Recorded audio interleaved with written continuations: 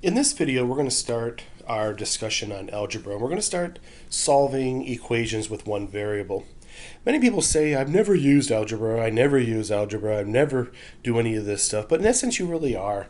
For example, let's say that you know that you want to bring 20 packages of cookies to your friend's house, but you only have 10 packages.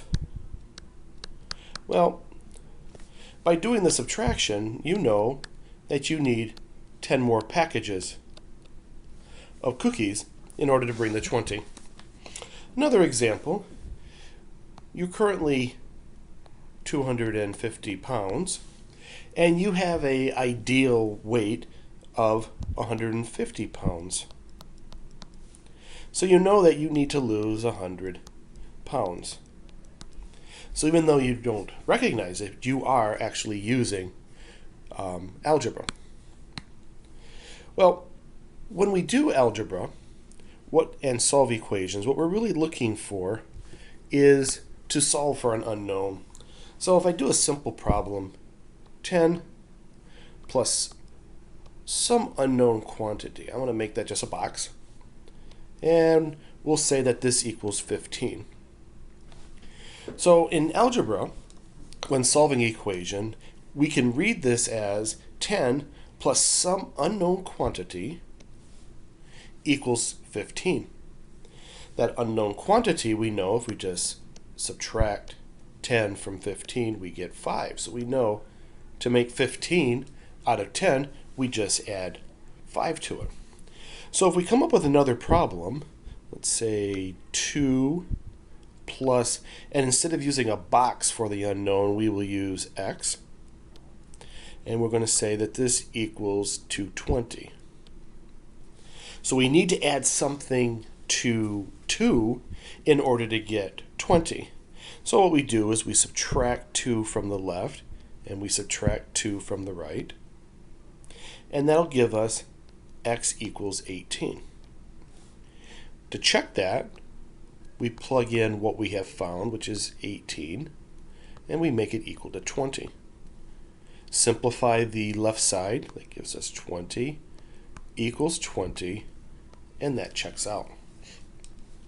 It's nice to know what our goal is when we are solving equations. So our goal that can help us solve equations is we want to have a variable equal some constant, meaning we want this to equal some number.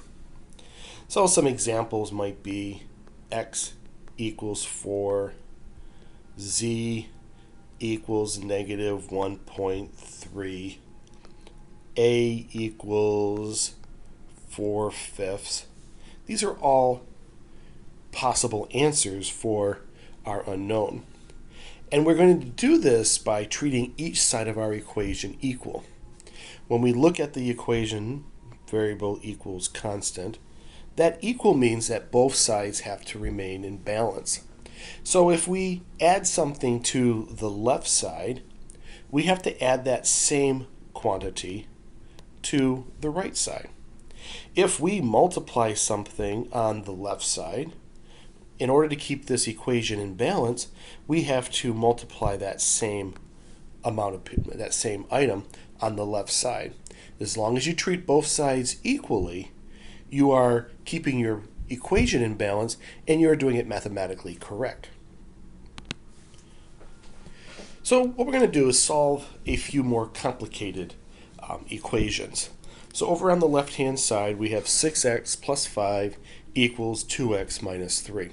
In the previous examples we could do by trial and error, or they were pretty obvious, but in this instance they are not obvious. So what we're going to do is move things from one side of the equation to the other. So for instance, we will take this 2x and we're going to put it over on that side of the equation. Then we'll take this plus 5 and we will move it to this side of the equation. And as long as we do this mathematically, things will be in balance. Now, you don't have to move the variable first and then the constant. I always like to move my variables to the left side and my constants to the right side, but it really doesn't matter.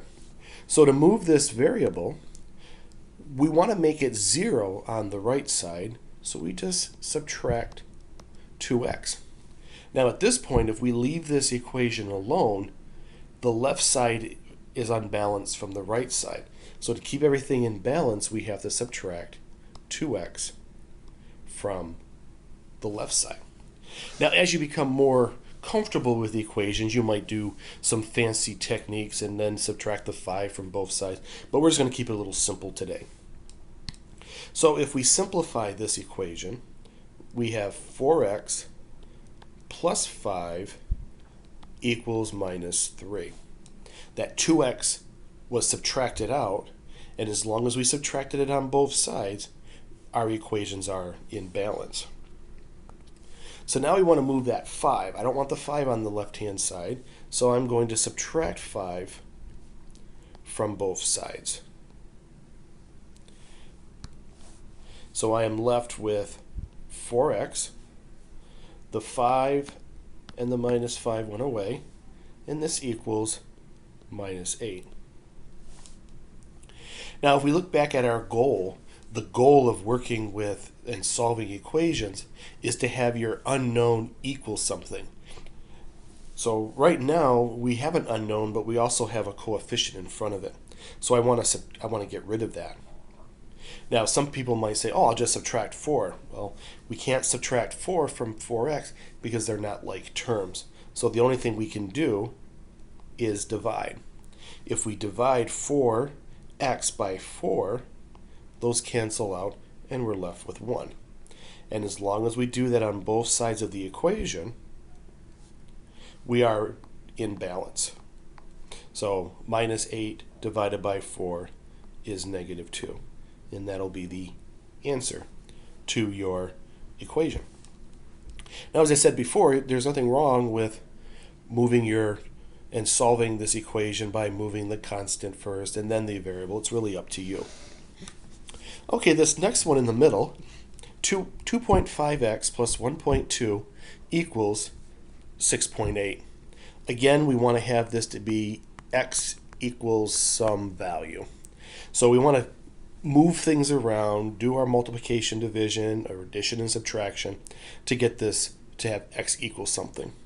So we're going to subtract 1.2 from both sides.